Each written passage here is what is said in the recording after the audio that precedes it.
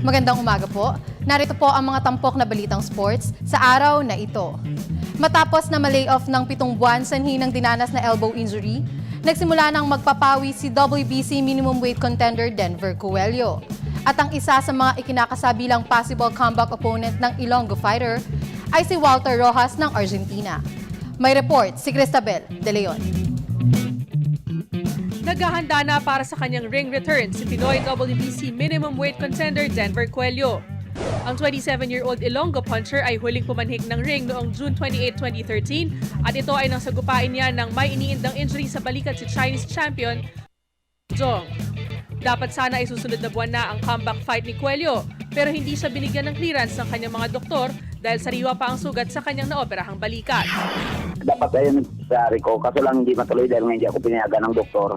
Ang tinatarget kasi namin, June or July yung laban talaga namin. Kasi para 1 year talaga yung operation ko. Saka totally full recovery ba yung tawag doon. Sabi ng doktor ko. At upang hindi mapabayaan ang kondisyon ng kanyang katawan, ibinalita ni Coelho na araw-araw siyang nagsasagawa ng roadworks. Wala pong ginagawa dahil nga medyo jogging-jogging lang pag umaga, shadow kasi ayun ang ng doktor ko. Pero wala pa akong activities talaga mismo na Ayan, minsan nagtuturo ako din sa kapwa kong boxer dito sa taas, sa gym namin. Tapos minsan wala lang dito lang sa namin sa compound lang. Sa ngayon ay isa si Argentine Walter Rojas sa mga pinupunteriya ng Team Coelho bilang possible next opponent. Para sa Good Morning Boss, Cristabel De Leon, PTV Sports.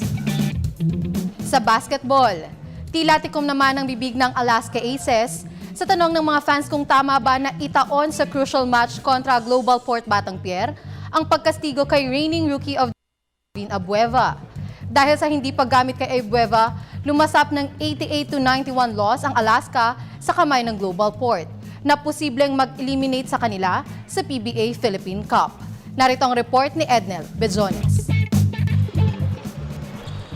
Mahigpit na pinagdebatihan ngayon ng mga Alaska Aces fans ang desisyon ni Coach Luigi Trillo na itaon sa importanteng laban ang pagdisiplina kay reigning Rookie of the Year, Calvin Abueva.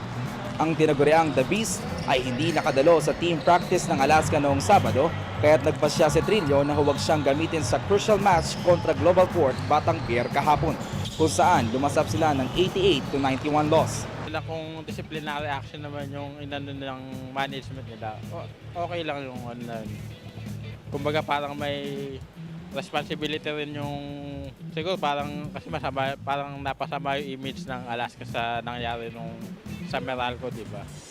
Hindi naman pwede ibang ko sa Abueva kasi unang-una sa Abueva inaasahan niya sa Alaska magaling na player yan Kaya para sa akin, kailangan kung ano yung isa sa inaasahan na player sa game, dapat ipasok nila yun para yun ang magiging lakas ng isang team na magbibigay ng malaking score sa laro. Maging si star bigman Sanitos ay umaming naramdaman niya ang pagkawala ng flamboyant teammate. I guess it hurt us a little bit. His intensity, his ability to rebound, a lot of crucial rebounds down there, down the stretch. We could have used him to get that, but it happens. So. Samantala, tumanggi pang magbigay ng pahayag sa nasabing issue si Trillo at maging ang team management ay tila nagtuturuan kung sino ang dapat sumagot sa tanong ng publiko. It's Luigi supposed to come out and say and be interviewed. Management will not say anything. What did you feel his absence? Oh yeah, you could tell. Sa ngayon, ay namimiligrong ma-eliminate sa PBA Philippine Cup ang Aces lalo pat nakabaon sila sa 9th place ng team standings sa kanilang record na 4 wins and 9 losses. Para sa PTV Sports, Ednel Bejones, Polytechnic University of the Philippines. Samantala, tulad ng inaasahan, sina Gerard Sabal at Manolito Divina ang namayani sa kani-kanilang kategorya sa third and final leg ng Nature Trial Run Championship sa Tanay Rizal nitong weekend. Overall champion si Sabal sa 50-kilometer race habang dinomina naman ni Divina ang men's 21-kilometer event. Ito ang tinutukan ni Keisha Halili at narito ang kanyang.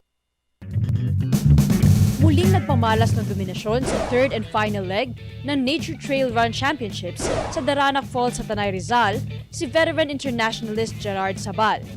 Sa clocking na 5 hours, 48 minutes and 20 seconds, iniwan ni Sabal ng mahigit 1 oras ang 29 na karibal sa mapanubok na 50-kilometer race.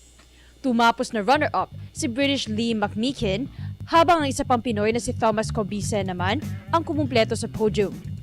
Nauna rito, pinagharian rin ni Sabal ang first and second legs ng event noong isang taon.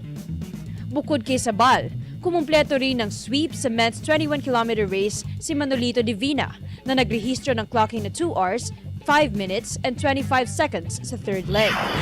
Kung trail po talaga, mahirap po talaga ang trail. Pero nag-ship po kasi kami, dati kami mga road run.